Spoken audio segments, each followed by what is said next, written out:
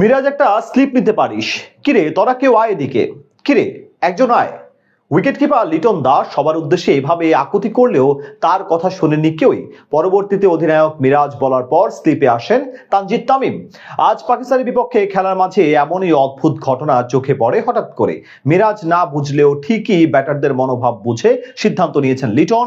সেই ঘটনার বিস্তারিত এই রিপোর্টে।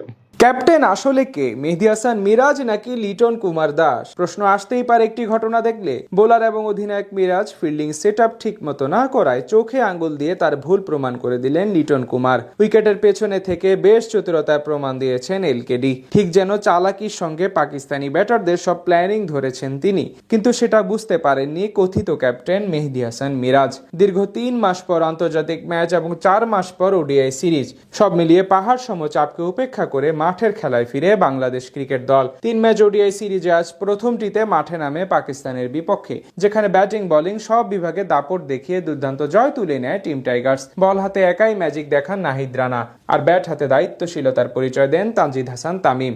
এর মাঝে আজ বল হাতে বেশ ভালোই করেন অধিনায়ক মেহেদী হাসান মিরাজ।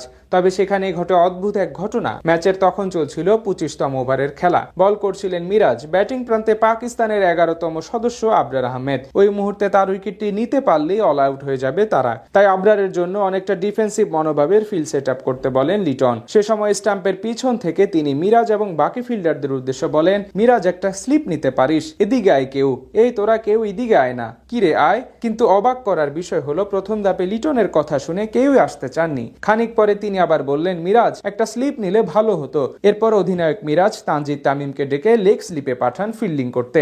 এখান থেকেই লিটনের চতুরতার চোখে পড়ে সকলের। তিনি কতটা বিচক্ষণ সেটাই প্রকাশ পেল আরো একবার। যেটা মিরাজ ধরতে পারেননি সেটি এলকেডি বুঝে ফেলেছেন। ক্রিকেট মাঠে একজন উইকেট কিপারের এই বৈশিষ্ট্যগুলোই তাকে আরো বেশি উচ্চতায় নিয়ে যেতে সাহায্য করে, যেমনটা দেখা গেল লিটনের ক্ষেত্রে। শুধু আজকেই নয়, ক্রিকেট মাঠে বিশেষ করে তিনি যখন টি-20 ফরম্যাটে ক্যাপ্টেন্সি করেন তখন এমন ছোট ছোট প্ল্যানিং দেখা যায় তার কাছ থেকে, যেমনটা আজ প্রয়োগ করলেন পাকিস্তানের বিপক্ষে। তবে মাঠে তার কথার চেয়ে বাকি সদস্যরা অধিনায়কের কথাকে যেভাবে প্রাধান্য